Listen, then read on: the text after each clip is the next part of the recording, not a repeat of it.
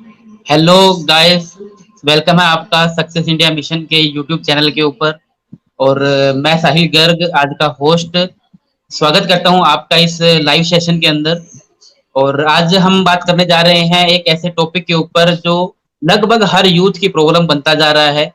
एक ऐसा system discuss करने जा रहे हैं हम लोग, जिसमें हम लाइव जानेंगे कि साइकोलॉजिकल जो इफेक्ट हमारे होते हैं, फिर चाहे वो हमारी लाइफ के अंदर बिजनेस को लेके हो, चाहे लाइफ स्टाइल को लेके हो, स्किल्स को लेके हो या फैमिलीज को लेके हो, हर चीज में जो हमारे प्रॉब्लम्स क्रिएट होती है, आज उस टॉपिक के ऊपर डिस्कस करेंगे।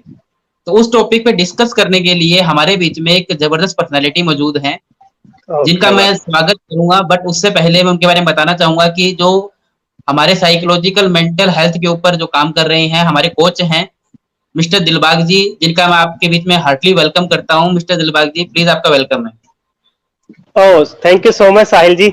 और सक्सेस इंडिया मिशन की पूरी टीम और यूट्यूब के ऊपर देख रहे सभी हमारे जो दर्शक हैं, उनका तहे दिल से हार्दिक स्वागत है, वेलकम है। और इस सेशन में आज वो बहुत कुछ जानने वाले हैं, बहुत कुछ नया सीखने वाले हैं। और ये सेशन उनकी लाइफ में एक टर्निंग पॉइंट है जी। बिल्कुल सर, बिल्कुल सर, बिल्कुल यही होगा। और आज आपका साथ हमारे साथ रहेगा, तो हम लोग मिलके इस सेशन को आगे बढ़ाते हैं।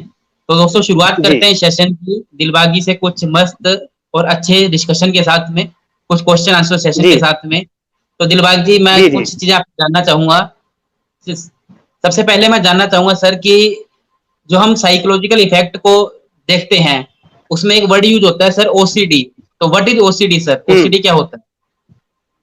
जी, ओसीडी एक साइकोलॉजिकल प्रॉब्लम है, मन से जुड़ी हुई प्रॉब्लम है। Psychology psychological problem OCD. OCD like a obsessive compulsive disorder. जी सर। ऑब्सेसिव कंपल्सिव डिसऑर्डर में क्या होता है कि ये एक बिहेवियर होता है उस इंसान का जो इससे सफर करता है। उसमें क्या होता है कि उसको बहुत सारे विचार आते हैं, ऑब्सेशंस, विचार, ऑब्सेशंस, थॉट्स, विचार आते हैं। फिर उन विचारों के ऊपर वो कंपल्स करता है, कंपल्शन करता है, उन विचारों को प्रूव करने की कोशिश करता है, उनको सही और गलत करने में वो लगा रहता है। बहुत जी सारे सर। नेगेटिव थॉट्स आते हैं। और डिसऑर्डर, डिसऑर्डर का मतलब ये होता है कि इतनी बार उसको किया जाता है, इतनी ज्यादा उनको समस्या हो जाती है कि वो उनके बिहेवियर के लिए, उनके इमोशन के लिए बहुत ही डेंजर साबित होती है। ओसीडी में बहुत सारे जो टाइप्स होते हैं, जैसे contamination OCD, religious OCD, rumination OCD, pure O OCD. ये टोटली साइकोलॉजिकल डिसऑर्डर। ओसीडी का मतलब कि साइकोलॉजिकल डिसऑर्डर। तो जैसे रिलीजियस ओसीडी में मैं आपको बताना चाहूंगा साहिल जी कि रिलीजियस जी। ओसीडी में कुछ मूर्तियों के प्रति, देवी देवताओं के प्रति उनको कुछ गलत विचार आते हैं, सेक्सुअल थॉट्स आते हैं, मूर्तियों को पैर मार दूंगा, मंदिर में कुछ गलत कर दूंगा, इस तरह के विचार उनको ऑटोमेटिकली उठते हैं। वो सोचते जी। नहीं है, वो खुद करना नहीं चाहते गलत, लेकिन उठते हैं। मंदिर के प्रति उनको गाली आती है, मन्नत का जी। विचार उनको बार बार आता है, सताता है कि मैंने कोई मन्नत मांग ली है। एक नॉर्मल पर्सन जो मन्नत मांगता है, कि जैसे एक स्टूडेंट है, वो कहता है कि मैं हम्म। पास हो जाऊं तो पूजा करूंगा, ये करूंगा, वो करूंगा। लेकिन जो बिल्कुल। एक ओसीडी सफर है, उसको मन्नत जो है वो 10 मिनट में कई हजार मन्नतें आ जाती हैं, कई 100 मन्नतें आ जाती हैं, लगातार आती रहती हैं। और उनको अब ये लगता है कि यार मैंने तो मन्नत मांग ली है, अब मैंने पूरी नहीं की तो भगवान मुझे सजा देंगे। इसी तरह से बिल्कुल। कंटेमिनेशन ओसीडी है। कंटेमिनेशन ओसीडी में गंदगी फैल जाने का उनको डर बना रहता है कि गंदगी फैल जाएगी। फिर वो बार बार क्या करेंगे, बार बार साफ सफाई करते रहेंगे, बार बार हाथ जी। धोते रहेंगे, लंबे समय तक नहाना, हर चीज को चेक करना, इस तरह से वो करते रहेंगे। फिर एक रुमिनेशन ओसीडी। रुमिनेशन ओसीडी में लाइक एक थॉट्स के ऊपर अटक जाना, चिंतन करना, जी। और उसी विचारों के ऊपर ऑब्सेशन करना, बार बार रिएक्ट करना। तो वो रिएक्शन उनका उनके लिए एक प्रॉब्लम बनता है।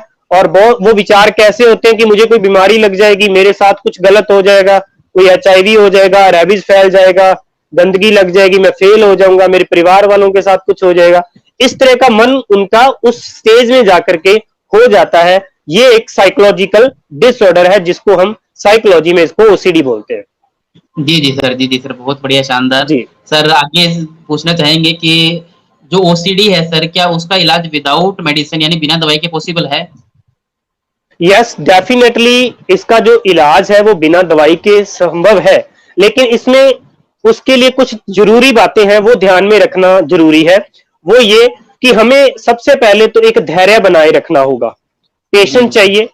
पेशेंस हो एकदम से नहीं आया, उस पेशेंस को भी सीखना पड़ेगा, क्योंकि हम एक सफर कर रहे हैं और उस सफरिंग को ठीक करने के लिए पेशेंस चाहिए, क्योंकि एक लॉन्ग टर्म, एक लंबा समय लगेगा कि कितने समय से वो समस्या है। क्योंकि मेरे पास जो क्लाइंट्स आते हैं, जो पेशेंट आते हैं, कि किसी को 10 साल से, किसी को 20 साल से ये मानसिक बीमारियां होती हैं, जी तो जी उसके लिए उनको उतना ही एक लंबा टाइम ट्रीटमेंट के लिए चाहिए होता है।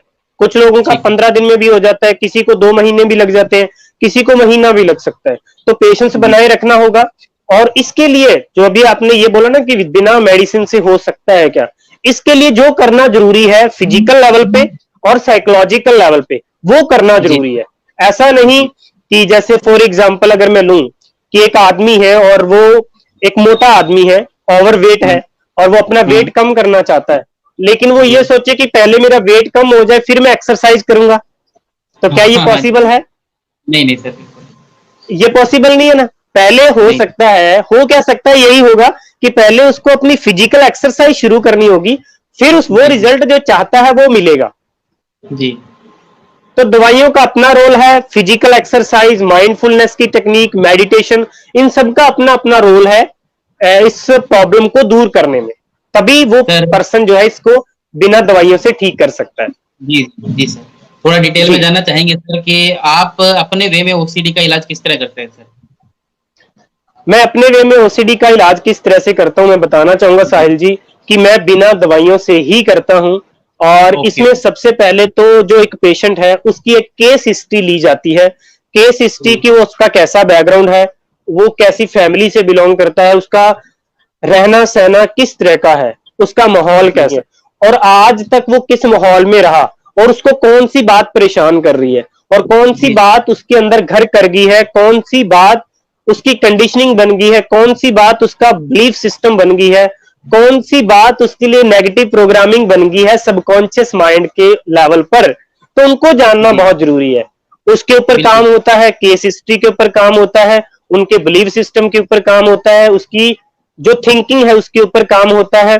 तो उसके बाद उसके बाद हम कुछ साइकोलॉजिकल लेवल पर थेरेपीज का इस्तेमाल करते हैं, जैसे सीबीटी थेरेपी है, ईआरपी जी थेरेपीज है, हिप्नोसिस जी थेरेपी है, बहुत सारी माइंडफुलनेस की टेक्निक है, जिसमें मेडिटेशन बहुत ज्यादा इंपॉर्टेंट है। लेकिन हम जी धीरे धीरे उसको इस लेवल पर ले आते हैं कि उसका जो नेगेटिव इमोशन है उसको हम पॉजिटिव कर पाए। तो उसके जी लिए समय चाहिए, वक्त चाहिए। तो थेरेपीज के साथ मैं वो प्रोसेस जो है वो करता हूं। और 1 to 1 बात करके, मैंने कोई ऑनलाइन कोर्स नहीं बनाया वीडियो के माध्यम से, लेकिन मैंने 1 to 1 सेशन में अपना एक कोर्स बनाया हुआ है, कि जिसमें जैसे अभी हम दोनों बात कर रहे हैं वीडियो के माध्यम से, और ऐसे ही एक ऑडियो के माध्यम से बातचीत होती है, और पर्सनली बात करके, पर्सनली मिल करके, पर्सनली उसको समझ करके, 1 to 1 कनेक्शन एक बना करके, वो मैं उनका जो है उस तरीके से इलाज करता हूं। जी, जी, अच्छा सर, बिल्कुल बहुत बढ़िया सर, जी, शानदार।